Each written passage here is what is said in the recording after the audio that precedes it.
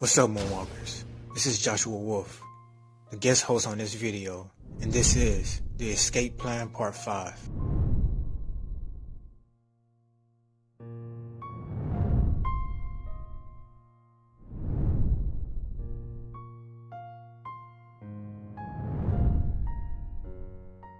To start off, during a scene displayed in Xscape Plan Part 2, it showed an article from March 1994 of the Weekly World News stating that Michael wanted to fake his death since the early 90s. A story that no one believed due to it being in tabloid or news media. Michael always said the tabloid and news media was full of lies. You think it's the paparazzi, the celebrity, the tabloids, the public? Who? The public is fine. They buy the tabloids. They buy the tabloids. So don't buy it. That would shut them down. To make ugly stories and gossip and rumors and to be vicious and evil and ugly, that is garbage. Don't buy it. Don't buy into it and don't believe it. But I don't believe he meant every story, since we all do know that a lot of the stories put out about Michael during the late 80s and early 90s were plants by the man himself. You all remember the media story about MJ living in a hyperbaric chamber. It was a story about Michael buying the elephant man's bones. Yeah, those were plants by Michael. Just like the article about Michael planning to fake his death in the mid-90s, or the infamous article about Michael having 6 months to live from January 2009 of the National Enquirer. Now, what you're about to hear was recently released in another unwilling potential part of the Xscape Plan. Enter Marsha Stewart. She is said to be relative of the Jackson family. On September 27, 2020, a news article comes out about her putting 2 items in particular on the seller's market as some sort of memorabilia. This is 11 years after Michael left, mind you. One item is the supposed last IV of Michael Jackson used on June 25, 2009 at the 100 North Carolwood Drive residence. This IV bag held a medical narcotic propofol, which was said to be a part of Michael's final curtain call. The asking price for this particular item is $2,500. Then the next item is a pair of Joseph Jackson's dentures with the value of $250. Both asking prices are tied to the number 7, which is a number Michael represented throughout his career, clothing pieces, and the death hoax.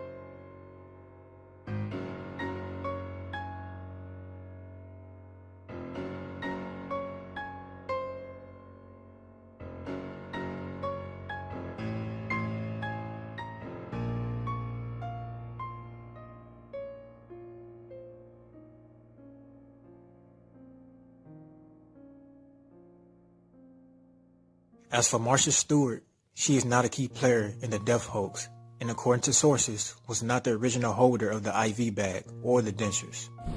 If you remember, back in June 2009, before the investigators began to remove anything from the Carolwood residence, Michael's siblings were the first there with no sign of cousin Marsha. Jermaine and Michael's other siblings were there, and Jermaine had possession of those items that Marsha was presenting publicly. That IV bag being missing was actually mentioned during the Conrad murder trial, and the Conrad murder trial, as we know, was staged. You understand that when the police came to the scene, when coroner investigators came to the scene, they did not find an IV set such as that one. I'm aware of that. They found the Excel Horizon IV set. I'm aware of that. They also found numerous other items, right? I'm aware of that. For instance, People's number 30. Yes. People's number 29. Yes. All kinds of bottles, right? Yes. Syringes. Yes. But not that particular IV line. You know that, right? I'm aware of that.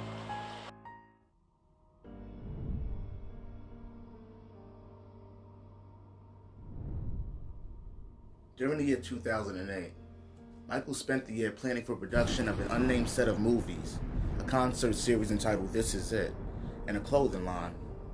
This clothing line he was in talks to create with Christian Audigier, who was also known as the King of Fashion. To test the public to see if Michael still had the juice, Christian Audigier would invite Michael to his 50th birthday celebration. his 50th birthday. God bless you, man. And in my opinion, not only are you a wonderful artist, you're a wonderful human being. And the king of fashion. Yeah! The king of pop! I love you. Happy birthday. At this party, Michael will wear a royal blue zipper jacket, very similar to what he wore on March 5th, 2009 at the This Is It announcement, where he announced that his final shows were coming. This is it. I mean, this is really it. This is the final curtain call. Okay? And I'll see you in July.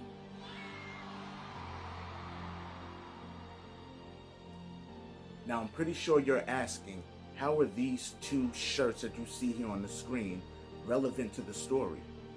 Well, I will explain using a color psychology report that I read. Everything that we do within our everyday lives counts for something and has a meaning behind it, from the clothes we wear to the things we do and the foods we eat. Now, the color royal blue on a jacket that Michael wore to Christian Audigiers' party. The color royal blue, according to a color psychology report that I read, can represent trust and comfortability, while at the same time, depending on the person, the color blue can represent being down or depressed. If anyone knows Michael's story properly, he suffered for years from depression.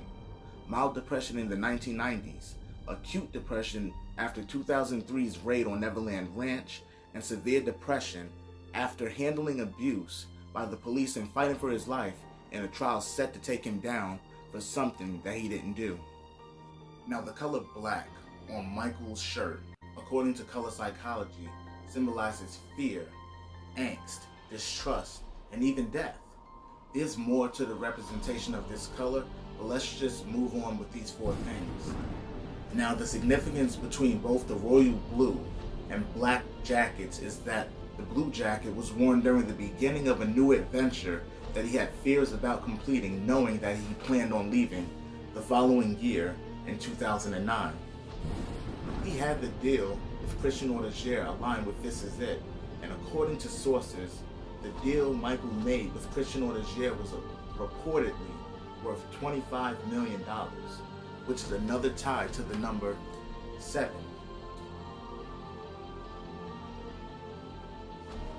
Clothing pieces designed by Christian Audigiers and Michael will be sold at these concerts to the fans, and the clothing line was supposed to appear in stores after the concert series would wrap. The royal blue jacket referred to the beginning, while the black jacket referred to the end. Michael Jackson's last appearance in front of his fans and supporters will be 2009, March 5th, at the O2 Arena in London. Now back to those four things mentioned in the Color Black's psychology report. That's fear, angst, distrust, and death. If you all remember in part 1 of the Xscape Plan, Michael voiced his fear, angst, distrust, and potential death to longtime friend and manager Dita Wisner in an audio clip. I don't know if I should tell you this, but I don't know who may be listening. There may be a group of people that want to get rid of me. They don't want me here anymore. They could shoot me. They could stab me. They could frame me and say I overdosed on drugs. They can do a lot of things for the government. I just want my children to be okay.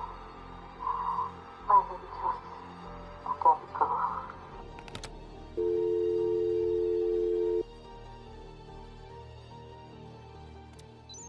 His fears came to a head, and he knew he didn't want to face a certain death by any of the things he mentioned to Dita during that very last phone call. He knew that anything could happen, like a shooting, a stabbing, or the possibility of his abuse of prescription medications being used against him to kill him. He knew his day was coming, and he had to leave before it was too late.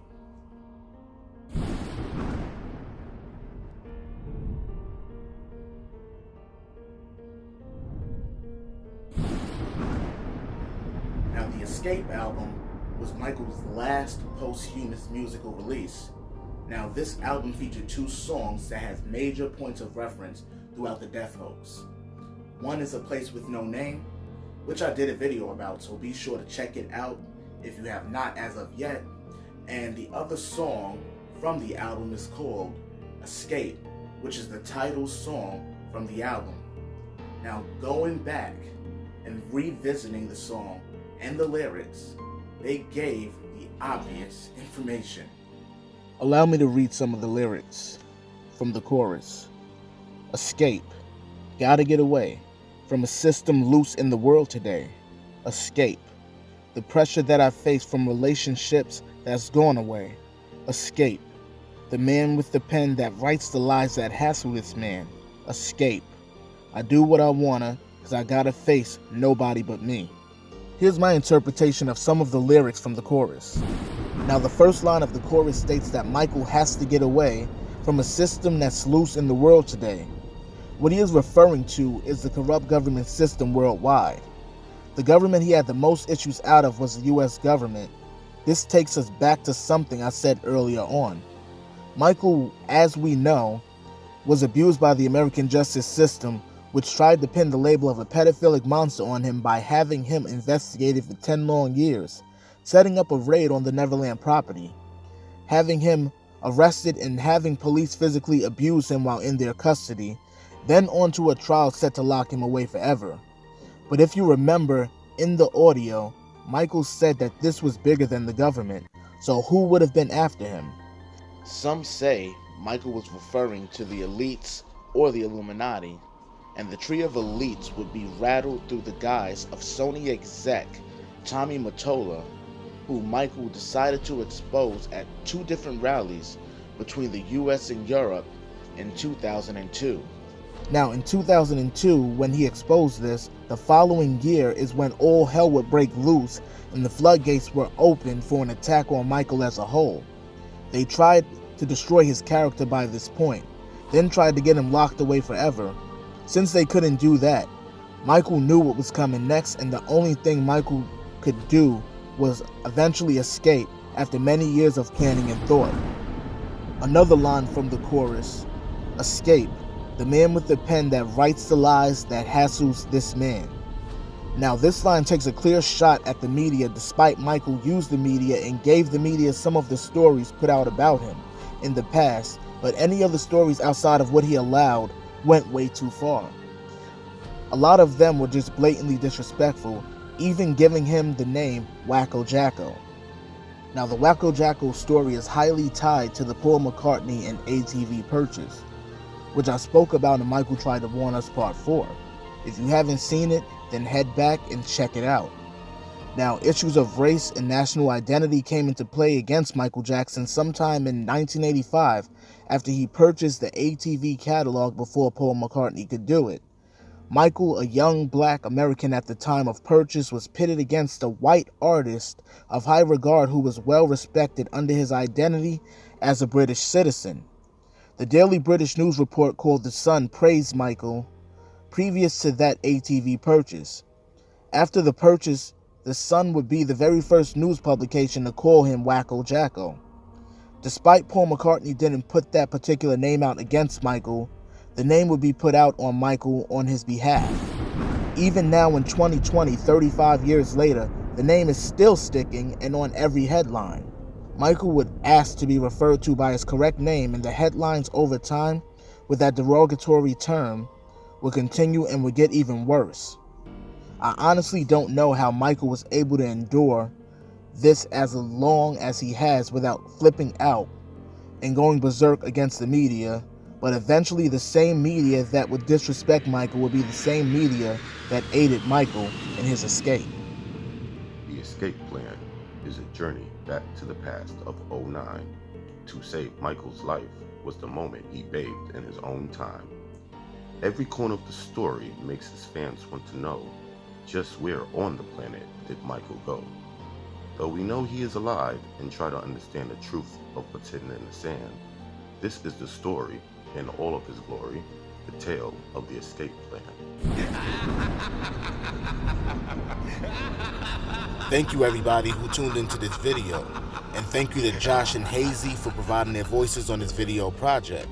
If you want to see more of the escape plan, comment your thoughts down below, hit that like button, subscribe, and comment, and more will be coming from the Just Mr. P YouTube channel. I'll see you guys next time.